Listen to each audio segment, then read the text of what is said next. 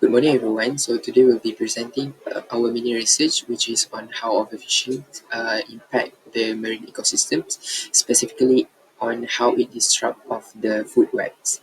Overfishing is not just about catching too many fish, but it's about removing key species, especially the top predators of the species, at a rate faster than they can replenish. So this creates a domino effect throughout the food web and lead to species imbalance, and ecosystem will become unstable and even more collapse.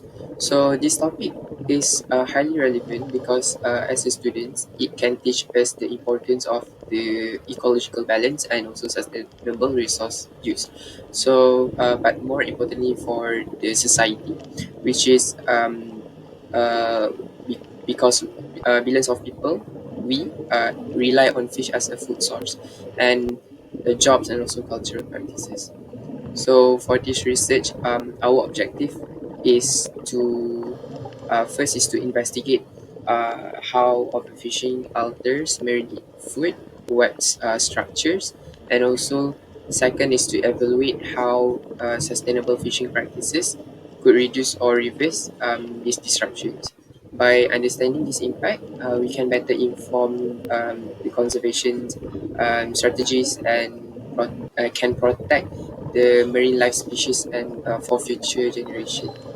So this topic is highly relevant because as a students, it can teach us the importance of the ecological balance and also sustainable resource use. So, but more importantly for the society, because billions of people, we rely on fish as a food source, and the jobs and also cultural practices.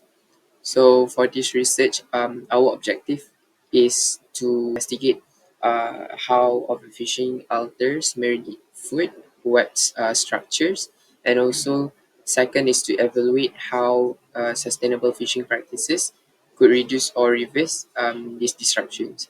By understanding this impact, we can better inform the conservation strategies and can protect the marine life species and for future generation. Next, I'll be sharing a case study on how overfishing leads to fisheries-induced evolution or FIE. Overfishing, especially when it targets large, mature fish, has significant impacts on fish populations. This practice is known as size selective fishing, where the biggest and oldest fish are removed from the population. Over the time, this selective pressure causes changes in the fish themselves. We start to see fish population with smaller body sizes, early year maturation, and even changes in their behavior. So these changes don't just affect the fish, but they can disrupt entire food webs, altering the balance of marine ecosystem and threatening the sustainability of fisheries. So how does this disrupt marine food webs? So first is narrow diet and fewer feeding links. So as we can see in the video shown, there are abundance of small fish species, which this is because of overfishing will often target large fish, which naturally feed on variety of prey, especially for the small fish. So when these large fish individuals are removed from the ocean, the remaining smaller fish have more limited diet.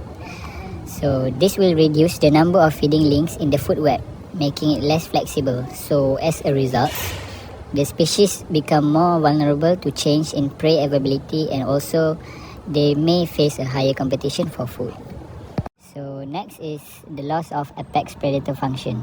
So in the video we can see that the apex predator like sharks plays a crucial role in keeping the food web balanced. So when their population are reduced by the overfishing, the mid-level predators like ray can grow uncontrollably.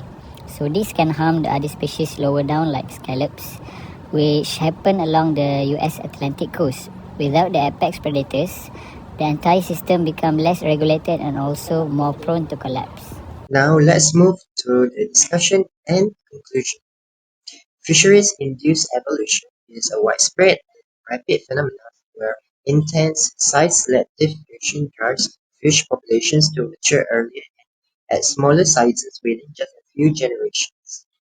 This evolutionary shift reduces stock productivity by lowering reproductive output and growth potential.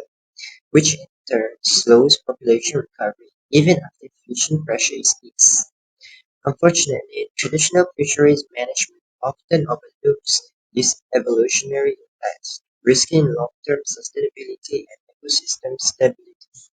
Moving forward, it is crucial to incorporate eco-evolutionary dynamics into management practices by using models and monitoring tools that account for these changes. Protecting large older fish through modified harvesting strategies can help maintain natural life histories and ecosystem functions, thereby slowing harmful evolutionary trends. Finally, adopting adaptive and precautionary management approaches, including regular evolutionary impact assessment, will be essential to sustainably manage fish stocks and safeguard marine ecosystem for the future. With that, thank you so much everyone for watching our videos.